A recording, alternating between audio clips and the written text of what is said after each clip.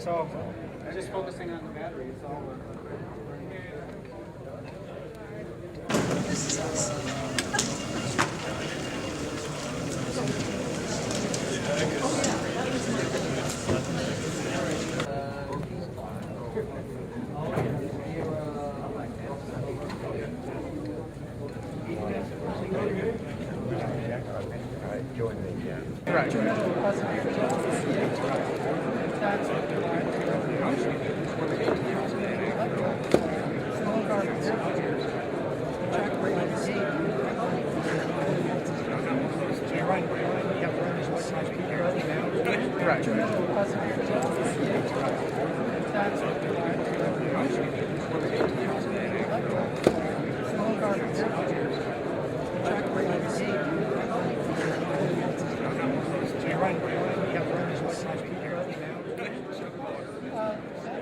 So here is John.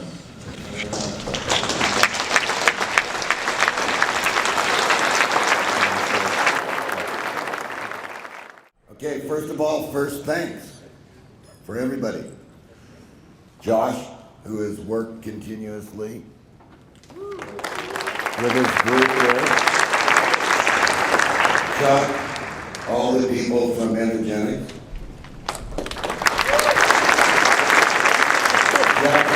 Women who have been wonderful through this whole process. Tony, who is part of the filming. And my wife back there who's put up with all this crap here.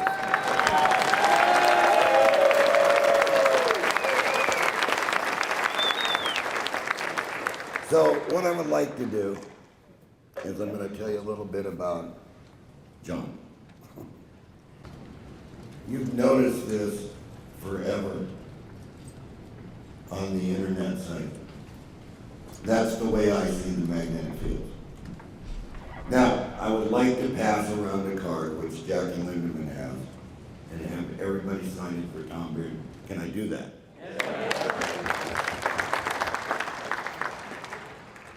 Come on, Jackie. Okay, the year is 1957. John doesn't know anything. And I'm playing in the front yard with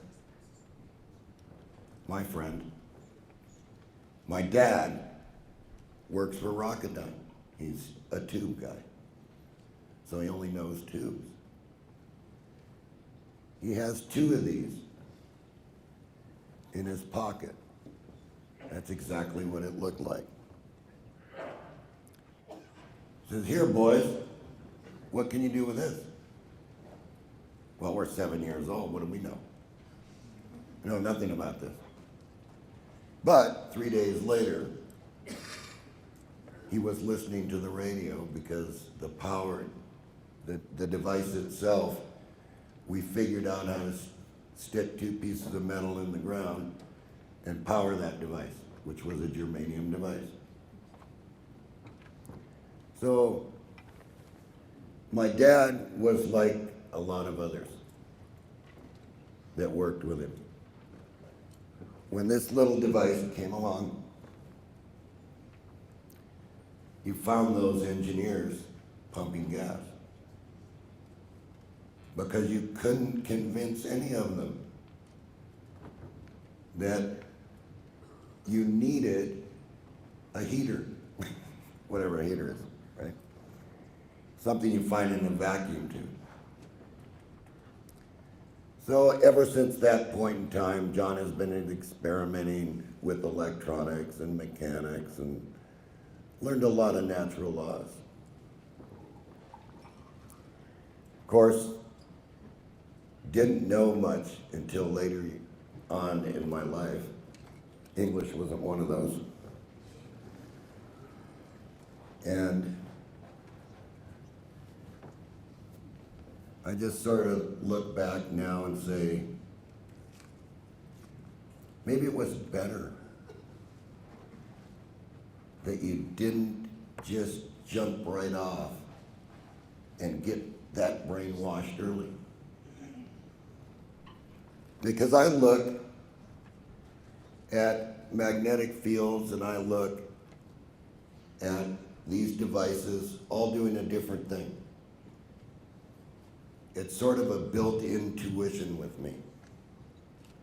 I get the idea, I run the idea in my head, I make changes in my head, I try a different circuit in my head, but that doesn't mean that John always succeeds. Just like you won't always succeed. So, time goes on, and the next step John makes is working in Sylmar, California, on this device right here called a G-field generator. I knew nothing about it. I read the patent. By looking at the patent, I had an intuition that the coils were wired wrong. So I just wound them my way. Well, to my surprise, this thing took off. I loaded it down and it took off. That was a 12-volt motor, a DC motor at the back of the device, and in this picture here, I'm showing Ike Muller the Tesla switch. The G field is sitting over here, and there was a bigger one over here. And I was prepared. I was prepared to go to the Tesla conference. It was an exciting time. But before that, Tom Bearden was releasing a book called Towards a New Electromagnetics. Do any of you remember that book? You remember that book, Josh? Still available. In that book, there was a machine called the free energy motor. So I'm sure that Rhonda and Gary and anybody that worked with me at the time remember the phone calls to Tom Bearden. Probably $300 more than we had to call Tom Bearden every night. That's how many times I called Tom Bearden. And we'd talk and talk and talk, and I'd say, Tom, are you sure that this is what they're talking about here? Is there really this current? This is out of the book, Towards an Electromagnetics. And I kept saying to myself, Tom, are you sure that this is exactly the way the machine is operating, just like this? There's a controller, which is nothing more than a switch. And that controller controls these switches right here, which breaks the motor into pulses. I think Peter Linderman discussed that, right? About breaking the motor into pulses. And of course, now here's the real stumper. What is this? It's an energizer. What's an energizer? Is it a generator that draws current that's going to slow down when it hits the battery? No, that's not what it is, John. I said, well, then what is it? Well, I can't talk about it. Proprietary to the inventors. They only allow me to put a block diagram in the book. So I said to myself, I'm gonna call him back and find out what this energizer is. Well, it seems to be that an energizer is something like a G field or something like a bunch of coils with just north poles, nothing switches, back and forth. And so I kept saying to myself, because I'm conventionally trained, how am I going to charge the battery? There's no current. So for nights and nights and nights, I walked around. And then I noticed something funny.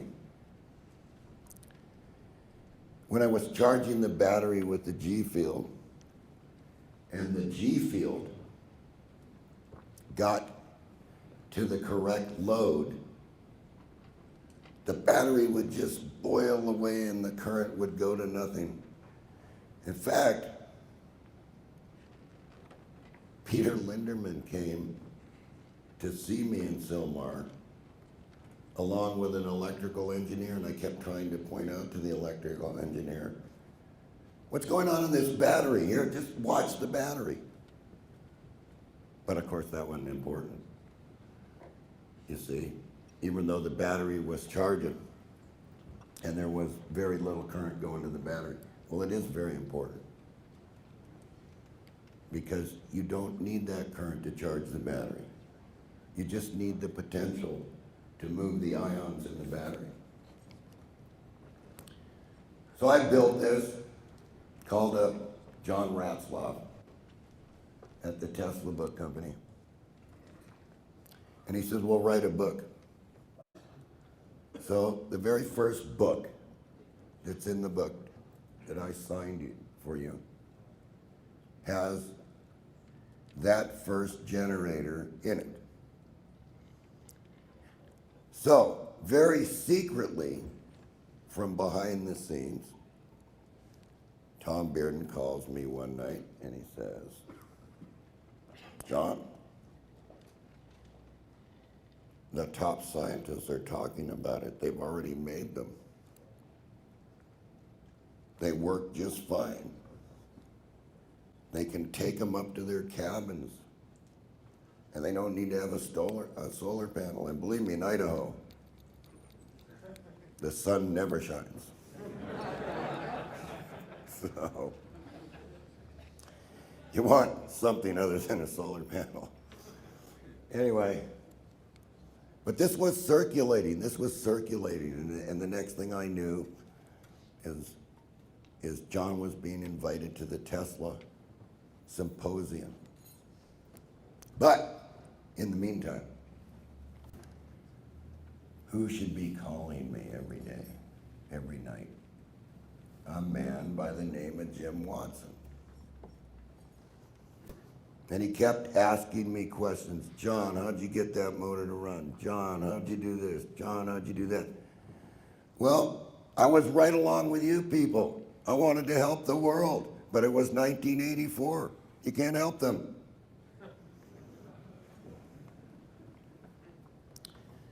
So, without me knowing a thing, the 1984 conference comes up. And the first thing I did was I called and I said, I don't have the money to go there. And they said, no problem, John, we're going to send you a ticket to come here. So in the meantime, what I was working on was something called a Tesla switch through Ronald Brent. We can't leave Ronald Brent out of the equation because he was the first man to send me this ridiculous diagram, which most engineers would have looked at, because it only had circles and little symbols in the circles, and it meant no electrical sense. I posted it on the group, along with the letter, on the energetics forum. When Peter and I were doing the research on Baldinelli. Because somewhere in the equation, Baldinelli fits into the picture too, with his self-charger. So let's move on and look at Jim Watson.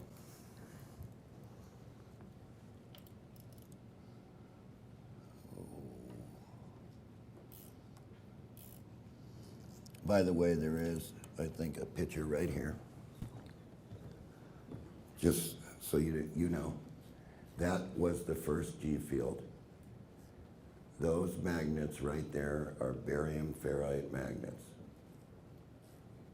because that was the magnet at the time. Everybody had them. It wasn't until later years that they said, oh, we think the barium ferrite's dangerous for you. You can't hold it in your hand. Why did they take the barium ferrite away? I'll tell you why. It has a memory. It can remember what you can do to it, and if you condition it, it can oscillate. So you can get power from it, right? If you can swing the magnetic fields back and forth, you can put a wire in it, and there you have your energy. That's why they took them away. Yes, 1984. This shows up. But before this shows up, I goofed up. This is all that Jim Watson presented on the stage.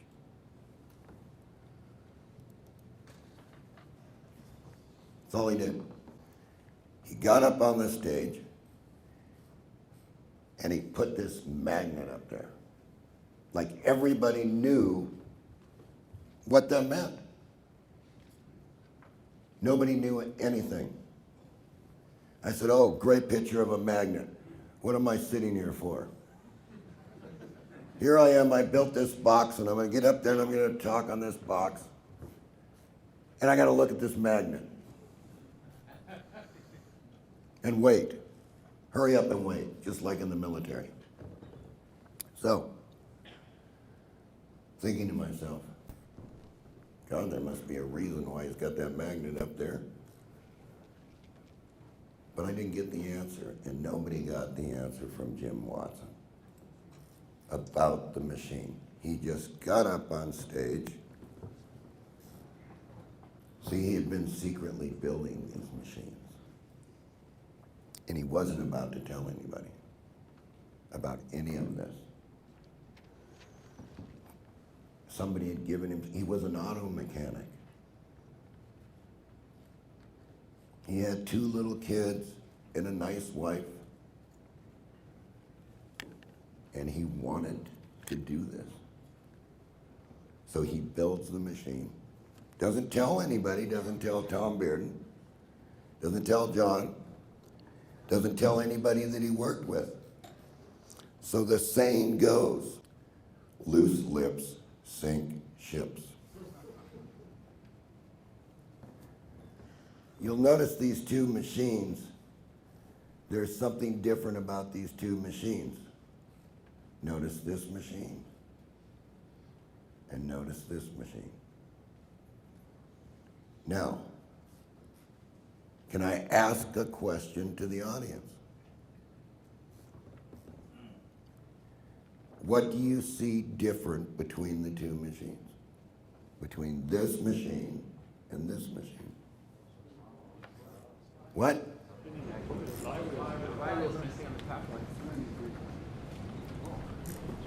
Coils are spinning. What? No flywheel? No, the flywheel's on the One's top. horizontal, one's vertical, one's horizontal. No. Coils are spinning instead of the magnet? Come on, let's really look, people. What's the difference? It's not a full circle. It is a full circle. Number of magnets. Get the coil. Small size and big. See, the magnets are placed on this one symmetrically. Now you're going to get it. John's going to give it to you. Oops. If he stands up. Notice these magnets. What do you see here? They're not lined up, are they? Why do you suppose that is? No, not cogging. No. What does John talk about all the time on the internet? No. What does John always say? Whenever he writes, it's got to be a nonlinear field. got to be nonlinear. So of course this machine went to the show and worked. What do you see over here? Peter explained it this morning.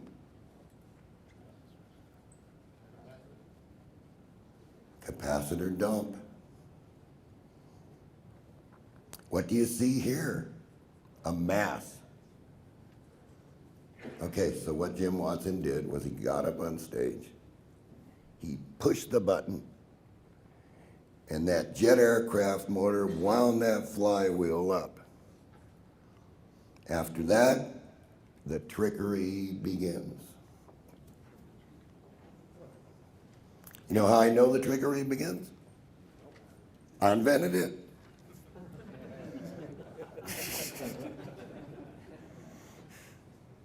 See here? What he's doing is taking one magnetic field at a time, pulsing it, and using the others for energy. That way, the current always stays the same, no matter what the load is. See the magnets?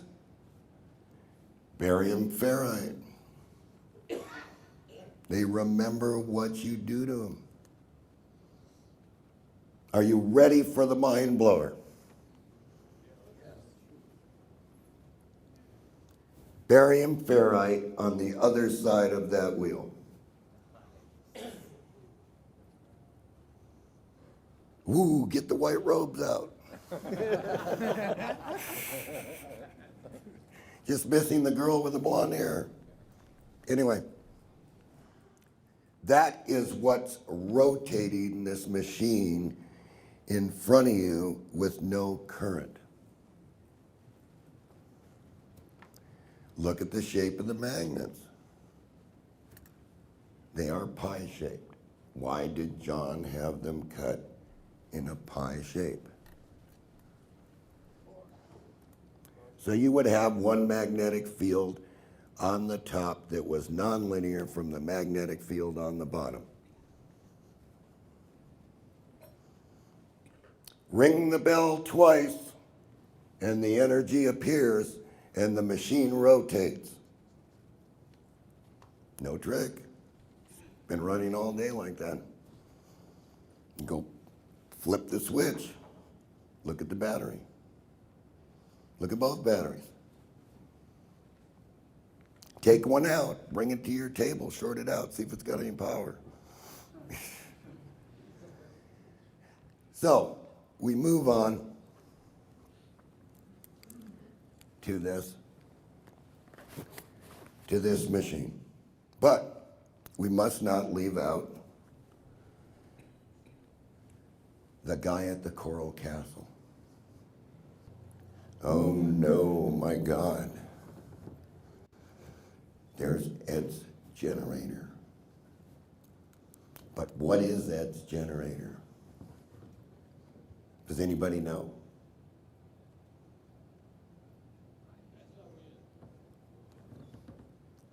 What did John and Peter show you in 2001?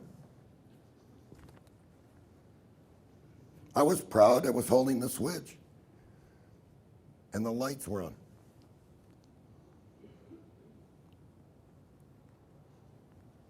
I'm going to tie it together for you. You shouldn't make any mistakes after this. If you do, call Santa.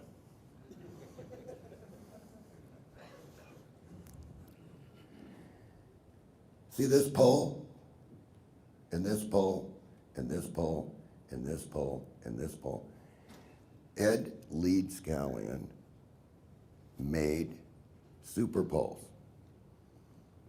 What did John say in 19... Well, not in the 1800s, but let's see. John said to Jerry Decker on KeelyNet, gee, Jerry, all you got to do is push the north poles together and you get a super beam. You get a real narrow beam and it's 4 times what the magnet is. And if you don't think so, measured out.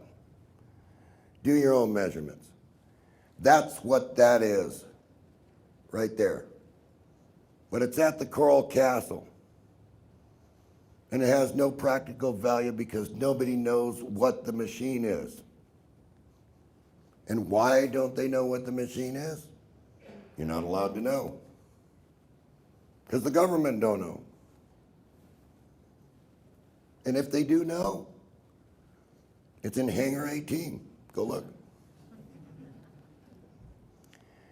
North, super south, super north, super south. It's tricky. Because see these four corners? What goes in there? Well, Ed thought a pyramid. What's the handle height? King's chamber. What goes in here? A star.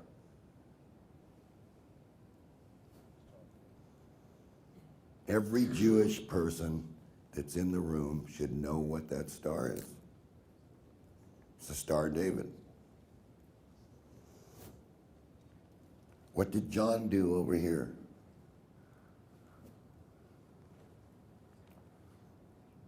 He gives you 10 poles, and he puts them all in series, and he says,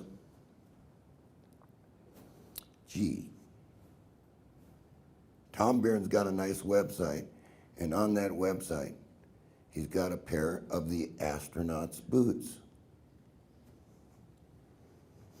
Get it? So what you're looking at on the side here, and Peter and I came to basically the same conclusion.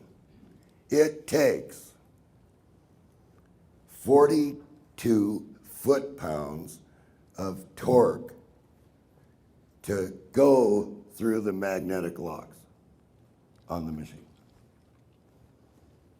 And where's the power? Tom Bieran. 2 itty-bitty little spikes on a barium ferrite magnet to switch the fields. That's why if you get up to the machine, which I'm going to let you come up and look, you see it go across the pole, and all of a sudden the magnet violently shakes. So where is the energy coming from, right? Easy. 2 little spikes and 1 continuous flash. The poles flip and the motor moves. And that's all there is to it. Nothing hidden, no tricks. Take the wheel off. Give me $2,000, take the wheel off. Okay, so now, it's not doing anything, is it? It's just sitting there idling at whatever the resonance is. But notice one thing, Ed always talks about his sweet 16. How many magnetic poles on the motor? How many magnetic poles in the wheel? 10 in my case because I'm combining machines. Right, so right now, the wheel's rotating and not doing a damn thing for you. It's not making you feel warm and fuzzy, right? so it didn't do anything for me in the beginning either because I already knew I was going to make it. And I knew that it was going to run the minute that I made it. Because I could see it running. Now, what did I do different? I did not use a monopole circuit. I used a highly modified Bedini coal circuit.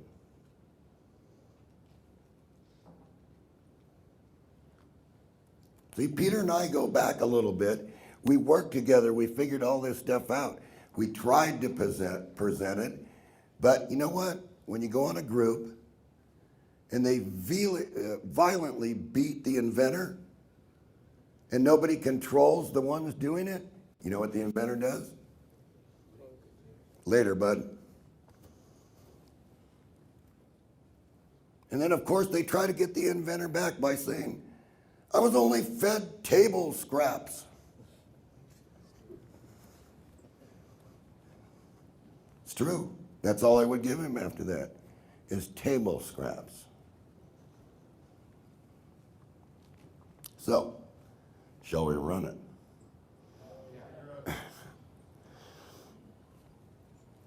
Okay, we will take it out of idle mode, out of regauging mode, and we will put it in run mode.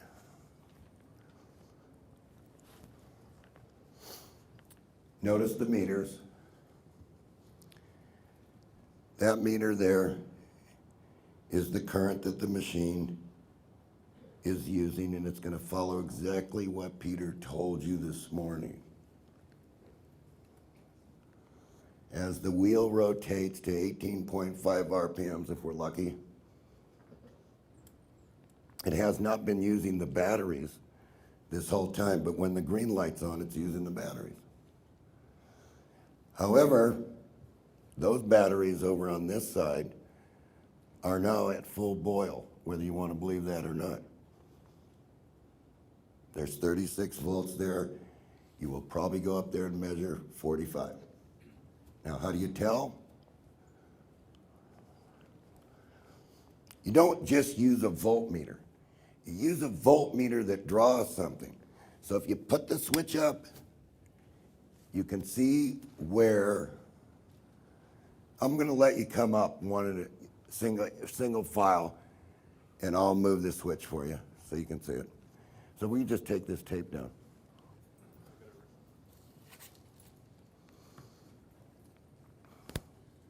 You first, Dave? Got to give Dave a Luke a hand. He machined through the night. This guy. And so did Steve. Steve busted his butt to do this. So we have a good team. So come on. Let's one at a time. Don't touch anything. And don't get in the wheel. When the switch is up, it's telling you the condition of the primary circuit. When the switch is down, it's telling you the condition of the secondary circuit and where the battery is. I don't think you can pin it anymore. Now, let's do some calculations. It does 14 joules from this capacitor. Peter went through that with you. Does 14 joules and 3 pulses per second at 14 joules. How many joules is that? Now, how many a minute? How many an hour? How many in 12 hours? You see, it's self-regulating itself. It's not going to give it any more. It knows it's charged. Oh, he's doing the calculation. Good man. I bet you come out with $1 million, don't you? Now, you're asking, does the machine have any torque? Yeah. Yeah. You cannot stop the machine, and it just adds more power.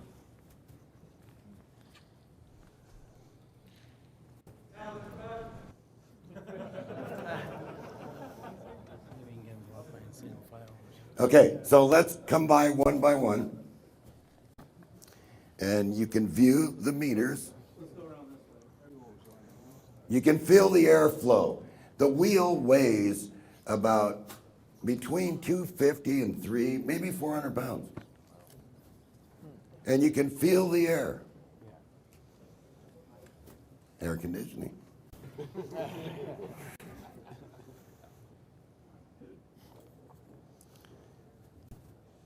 So John doesn't BS. If I'm going to tell you something, I'm going to put the machine in front of you. If you think you can disprove it, start measuring. It's possible, guys. Can you take the batteries out? No, you need a trigger. Can you take the batteries off? That's not how my machines work. Oh, by the way, the minute it exceeds the regauging, it generates up there. Something Watson didn't have.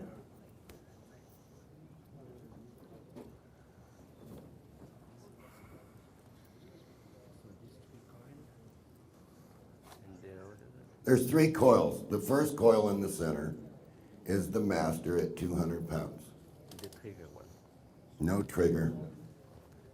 The timing is on the back of the machine, so if you come this way, and guess where the timing is? Where John's been screaming, 23 degrees. What size wiring do you use in your coils? They're 18.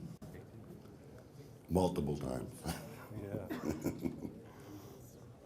I guess it's slamming the batteries pretty good, isn't it? So here's the primary battery. And here's the secondary.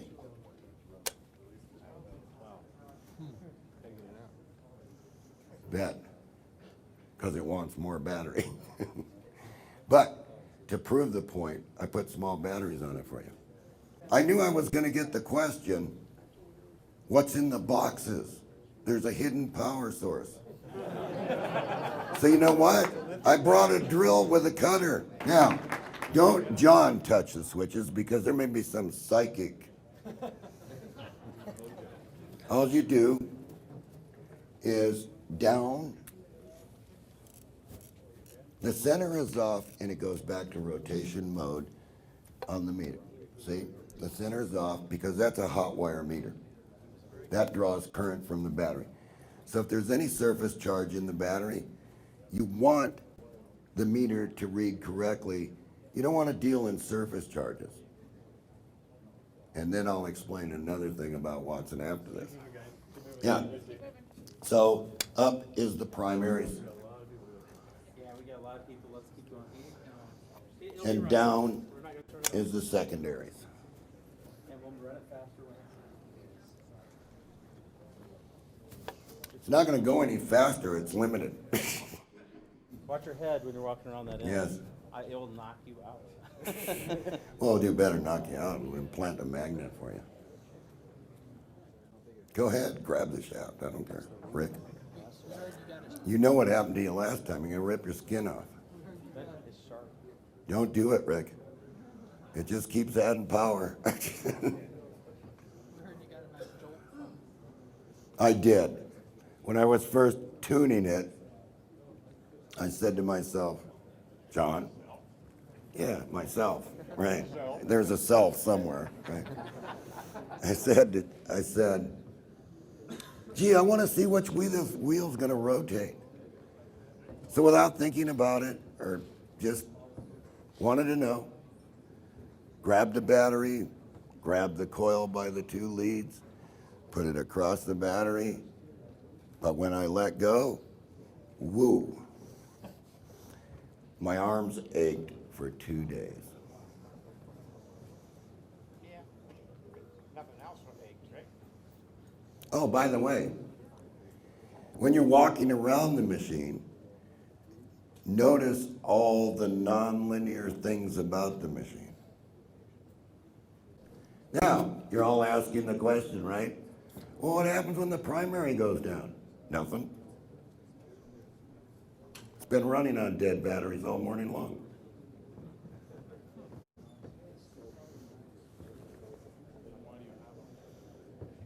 Why do you have the primaries if you don't need them? You need them for the little spike. What's the RPM at idle? RPM at idles between 3 and 7 RPMs, depending on the magnetic field that it's placed in. Changes from area to area. What, you want to make it as a kid? Oh, yeah, Rick.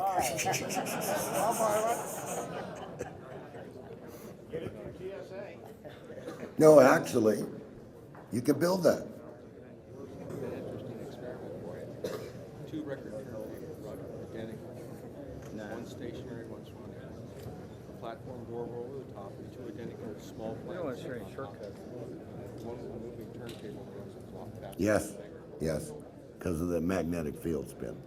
But it could be just a plastic turntable. That's right. That's right. Has nothing to do with that. Energy is swirling around you. Are the outer magnets barium ferrite too? The outer magnets? No, the inner magnets are not barium ferrite magnets.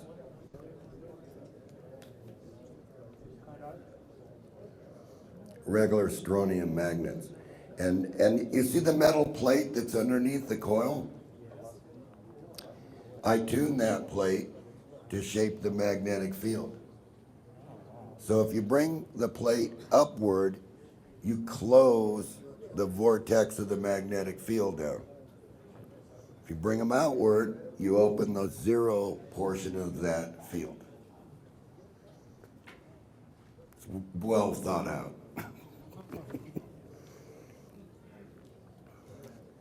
Yeah, don't do that, Rick.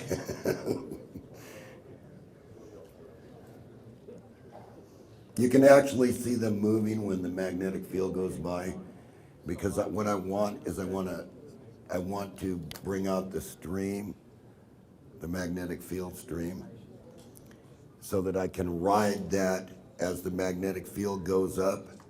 I want to ride the vector lines of the magnetic field. And the 2 outer coils are stabilizers. They're slaves to the master. And you notice one is out further than the one's on the left is in further, and the one on the right is out further, because I want the magnetic fields nonlinear when they hit. I will turn it off and let you examine it, so you can see what the magnets look like. There are 14 joules, right, stored in the capacitor. It pulses 3 times in a second. So there's 42 There's 42. per second. Right. So 42 watts. 1 joule per second is 1 watt. Yeah, but I'm, yes, Yeah? yes. Okay. And what's the torque? 42 foot-pounds. John, these ones are these just pickup coils, and so they can be linear, and these are driving coils, so they're non-linear. They're nonlinear because of the way the magnet material is made. Go look at the shape of the magnet material up there. 4,000 turns of wire on the center coil, 200 pounds. What size wire is that? 18? It's multiple. It's 220, it's 2 18s and 2 15s to get the correct impedance for the coil. It's 4,000 turns. On the big one? Yes. How about on the smaller ones? The smaller ones are 1/2. Oh, just half of it. Yeah. And then to get the right impedance, they had to all be parallel. If you look at the big wires on the back, those coils are all in parallel. Is that to get the right circles? That's to get the correct impedance so the machine can charge the cap like that and dump it. In the box with the meter, an inverted solid state circuit. It's in your book. It's called Inverted Circuits.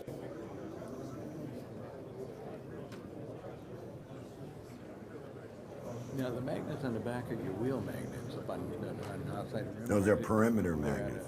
They're at an angle. Yes, they are at an angle. You know why they're at an angle? I'll explain it in a minute. As soon as you guys go.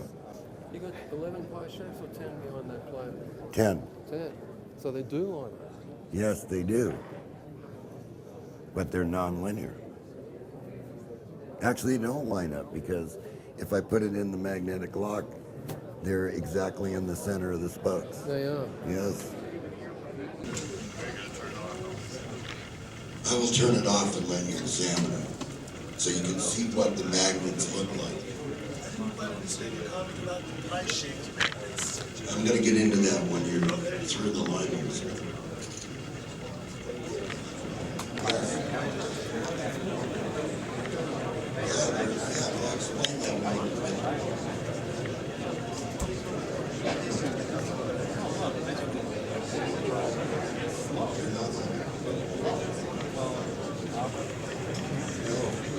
lots to do.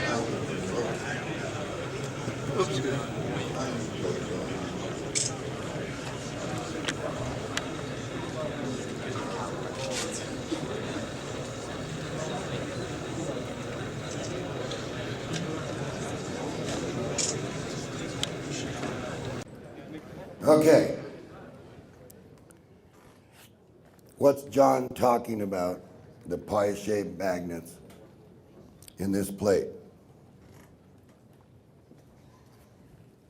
Right here. You will notice the outside's wood. The inside has a very thin steel plate, which the magnets are arranged with the points down. Why did I do that? I got a normal coil wound on these, and I can tell you what they are. You can read it there. I wrote the number on it for you if you look. Simple. At the top of the magnetic field's concentrated across the iron pole. And it's a short distance. It's like resistance. Make the resistor big or make it small. But in my case, I want the field non-linear. I want to have this part of the magnetic field big, and it's not doing what you think. It's being shorted. There are no loops coming out here like you would see a normal magnet because they're contained in the iron. You want them in the iron. You don't want them outside the iron. And on the opposite side of the coils, there's another wood disc with an iron back. And there's holes all the way around that. That was a discussion of Peter Linderman and me. We do that. He comes by, we discuss stuff. Come up with an idea, we try it. Don't know if it's going to work until you try it, right? But in 1984, I was building an outboard motor that was magnetic. And I had Les Adams of AZ Magnet cut me those shapes because that's the motor that I was working on. I wanted to be able to get out of the water if I didn't have any energy. I wanted to be able to run on milliamps. So to drive a wheel like that at 16 RPMs or 18 RPMs, if I was to use a conventional DC motor, how much would it take? How much do you think? What would it take on startup?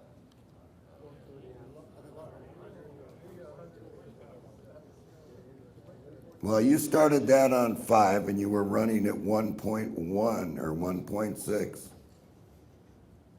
with a current meter. That's not a very good current meter, but that's the only meter I have. And if that's the only meter I have, and if that's the only thing you're going to believe, you got it.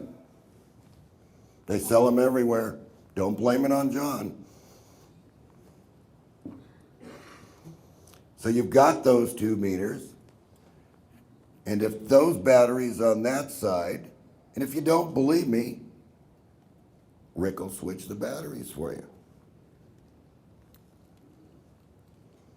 I'll make them switch the batteries for you. You can watch it right in front of your face. That way you can't say, well, he wouldn't switch the batteries. Must be something wrong. See, if in the beginning, the SG group would have been controlled like it should have been, they would have been building those. But they're in nowhere land, are they? Piss the inventor off. See what happens. You'll get what you deserve. Nothing. So, I'll go on with the explanation. People are saying, why are these magnets at an angle? I'll tell you why. I put the Neo magnets. Did anybody buy the DVD series where I explain Howard Johnson? What did I say? Why did Howard Johnson use a barium magnet or a ferrite magnet, a piece of plastic magnet, and then a Neo magnet? He made a nonlinear switch. That's how his train went down the track. It got close to the magnet flips polarity, and the train goes. The little spike in the coils there flips the polarity in the nonlinear magnet. That's what you want. It's not going to fly you to the moon yet, but close.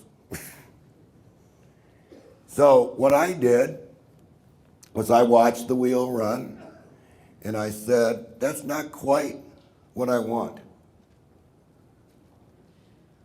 And I wanted to shape the field. I want the North Pole to pull back. Now, why did John do this? Why did John draw this drawing? Can somebody answer that?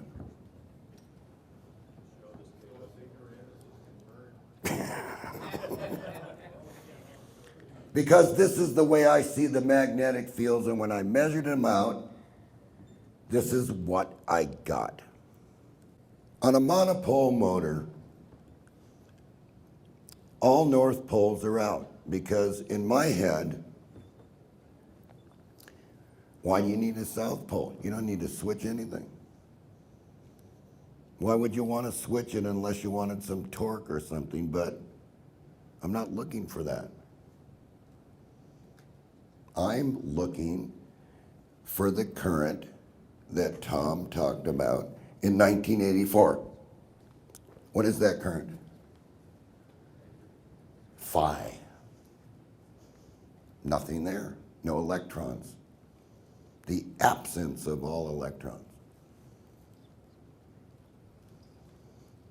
So how do we use the phi current, right? You got to store it in a capacitor. It needs to be translated.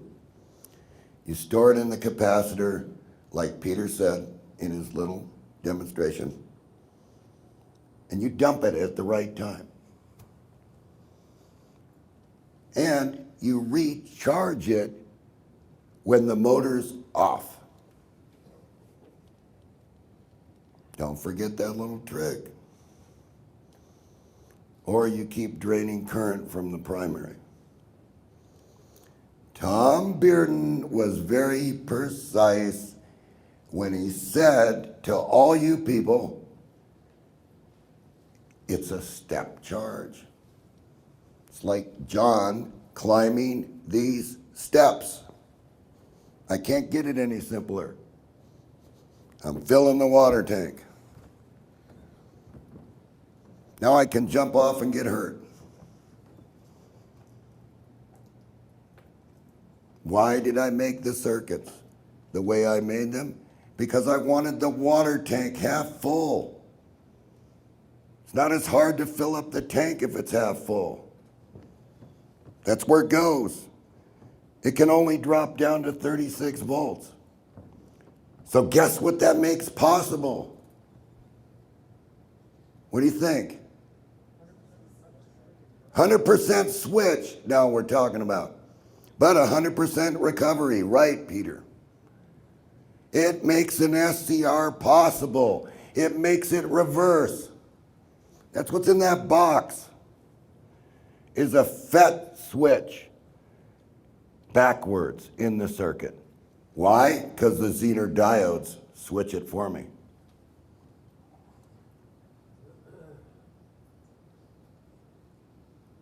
It's very well thought out about what John's madness is. And I always tell you exactly what I'm going to do to you before I do it to you. I told you all day yesterday what I was going to do to you. But nobody listened. You know why? I put it right in front of you.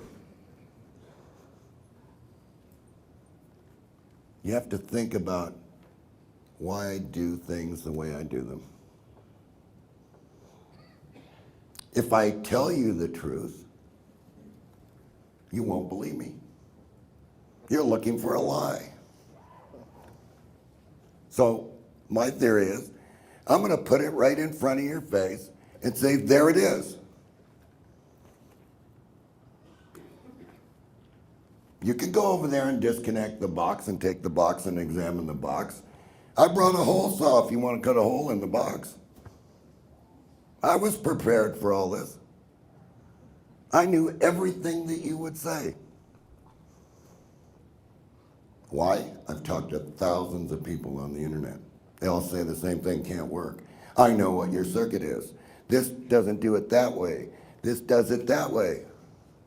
No. It does it my way. I made it that way. So, nothing hidden. I'm not going to put a magnet up there so that you people can think about, well, John just put a magnet up. I'm not going away in 2 weeks. Nobody's stealing my batteries. Let me tell you something else. The Watson machine to this day is running underground in several places. But the Watson machine steals the service charge. What do I mean by that? If you look at the Watson machine, you use one battery, right? Here's what they discovered. I've hoped they worked it out. They probably did. They got more money than me. If you keep doing that to a battery where you take a little bit, you build up a charge and then go bang, put it back.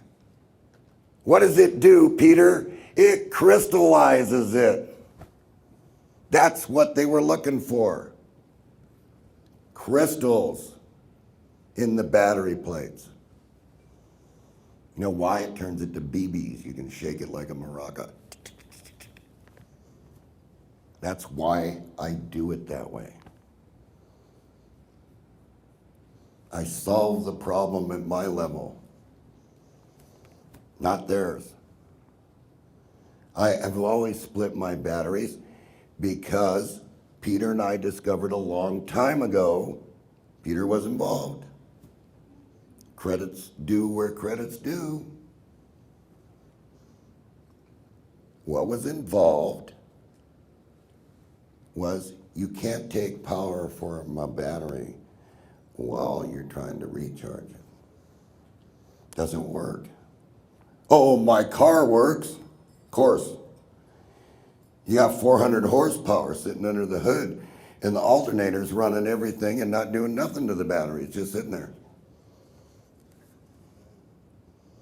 Only takes 30 minutes or 40 minutes to recharge the battery in your car, but the alternators is over 1 kilowatt. And your lights are at what? Maybe 65 watts if you're lucky. That's why you hit telephone poles in the middle of the night.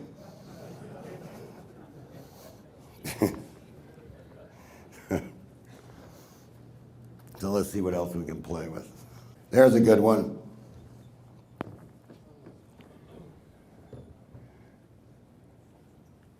Jesus, that goes back to Bedini Electronics. Ron Cole. Ron Cole was a very good friend, engineer, and I'll tell you a little story about Ron Cole. Ron Cole was he worked for NBC, and we knew each other from the hi-fi industry because we worked together in building amplifiers. On the other hand, Ron Cole was a very unique individual in that he could visualize things. He could say, oh, I can see what to do with that thing. And then you find your circuit over at NBC. But he would show up at 7 o'clock at night with a shopping bag. And you're saying, must have been bringing goodies to John. No. He was bringing beer for himself.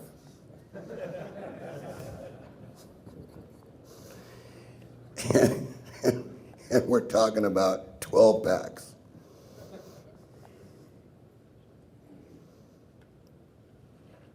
Nobody wanted him to do it, but that's the way he was.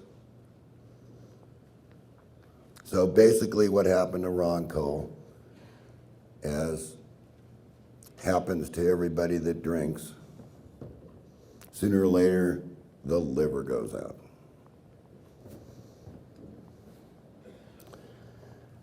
So Ron called me up one day and he said, goodbye, the trumpet's gonna blow. And I said, goodbye, Ron. And that was it. Ron Cole was gone. How old was he, John? Huh? How old was he? How old? He was just getting his Social Security, if that tells you anything. 62.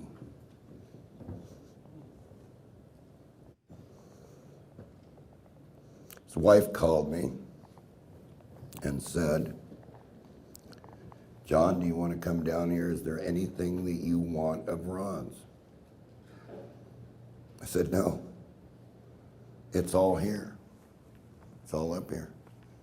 It was already on the internet. John was like everybody else. When the internet came up, you had to have a homepage. So however you had to build that homepage, if you had to use a paint program like this one, that's what you did. And I wanted everybody to try it. I said, hey, try it. Don't believe me, try it. But here's what I found. If I give you a circuit and I put that circuit on the internet and I say, this resistor is 680 ohms and it uses this kind of magnet and it has 250 turns, guess what you'll do? You'll change it.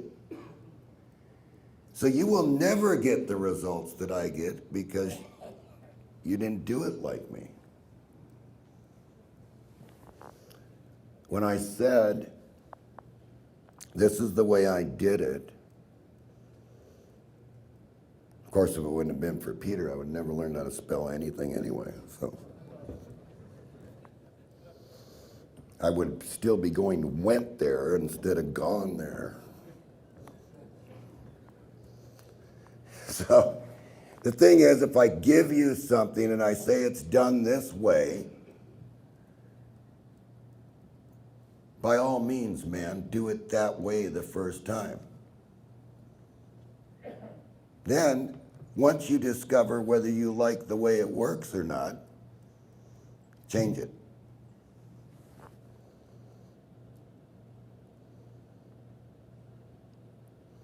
You know, don't call up John and say, where'd you get those magnets? Well, you can't get barium ferrite magnets anymore, so don't call me for them.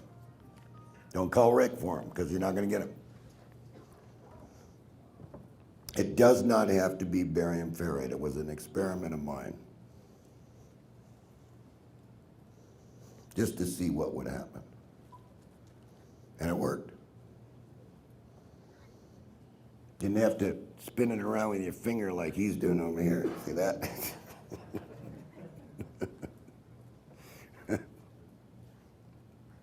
So, I want you people to enjoy yourselves. I want you to learn something. Don't sell me short because I'm not there. I'm working on this stuff all the time. I don't have time to get on the internet, as I used to say to Jerry Decker, and become a chatter. I have time to chat. I've tried the chatting. Doesn't work. Never gonna work. And you're always gonna have somebody infiltrating the mess that's gonna call you a liar difference. Why bother? Now, let's talk about Rick.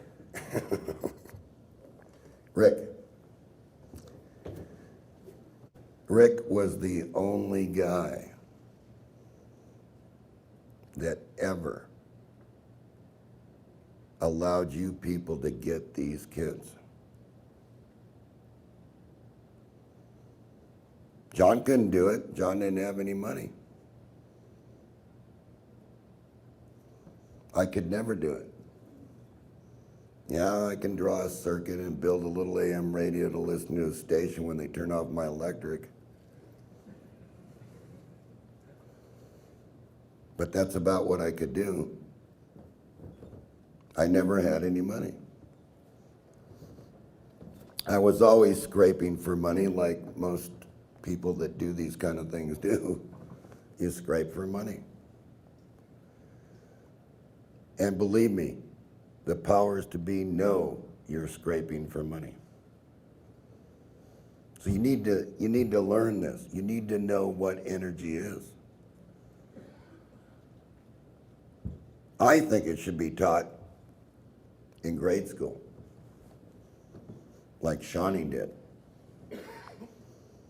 I'm going to tell you a little story about Shawnee. Gene Manning would like this. I don't think I ever told Gene. I sort of kept it to myself. Shawnee Bauman was never allowed to participate in a science fair again.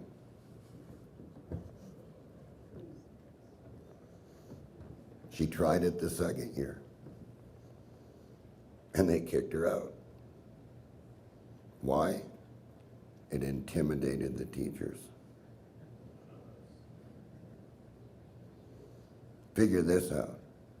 How hard could this be? This is really simple.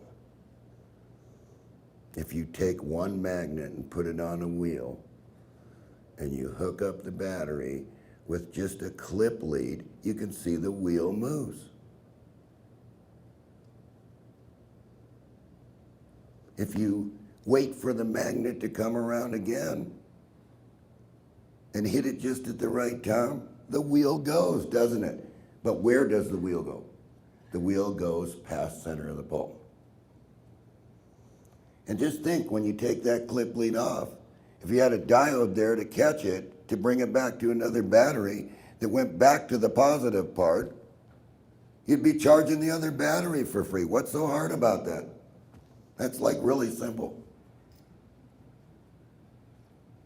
But not for somebody that knows nothing about basic wiring or electronics. It's not simple.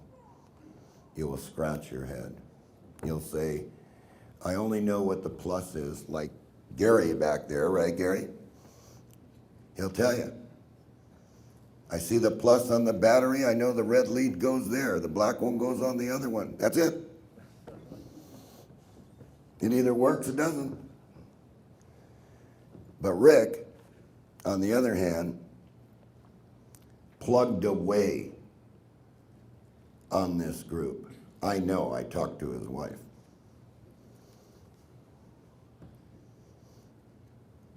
Talk to my wife. She'll tell you sometimes I didn't see him. Where was he? At work all night long, doing his whatever he did. Believe me, there were no girls there. There were only magnets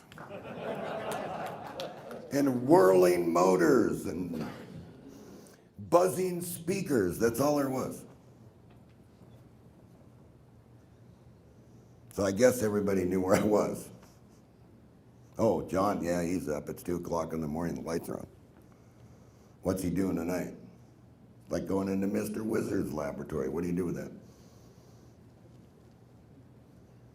Gary and myself moved to Idaho. We were actually born and raised in California and ran our company down there in Sylmar, California for 30 some years, and which was all amplifiers. And Gary and I moved 186,000 pounds of electronic parts to Idaho because I remember the diesel driver complaining that he blew 13 tires to get here. Of course, Tom says, what do you want to go to Idaho for? Why are you going there? I said, well, my dad suckered me into it. Rhonda says, I don't want to go there, it's cold. So, well, you can build the house you want. Okay. So that didn't last long because John got tired of the snow. I am tired of the snow. There's no Caribbean island for John. There's just Idaho. So welcome to Idaho, and welcome where the weather changes every 5 minutes. Now it'll snow. Just think, it's going to snow on me. You'll be gone. Won't have anything to do with it. And you'll never hear from me because I'll probably be buried by snow. But listen, everybody. It's Tom Bearden's birthday. And that's what this is all about. I thought that I would present this machine on Tom Bearden's birthday, for his 80th birthday. And when I talked to Tom, Tom said, John, no, it's not about me. It's about you. I said, no, it's about you, Tom. And he said, okay, like Tom always does, the gentle giant, right? Okay, John, whatever you want to do. Don't worry about it, it'll be fine. Get up there and talk to those people. So here I am. Happy birthday, Tom. It's on film now. So now what I'd like you to do is just get up and view anything that you want to view, take the pictures that you want to picture. I'm going to allow you to do that. I'm not going to keep it from you. We're not going to hide it. It's not going to be behind the veil curtain like in 1984 where the presentation was over and the machine disappeared. Not going to happen. So have at it.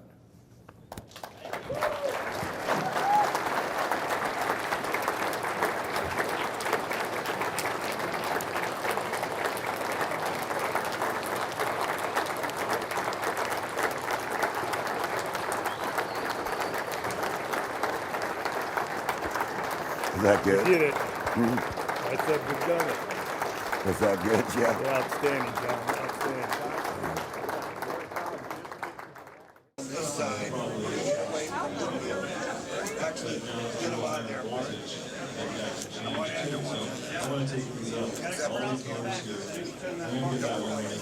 We'll get both of these when we get the amount of time. I want to talk about that one.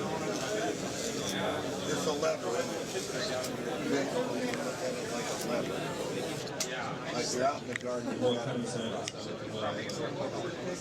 The brake, if I set this, Well, this one just has two more coils. There's a total different. Look, one magnetic law This one, that one, powers the other magnetic law.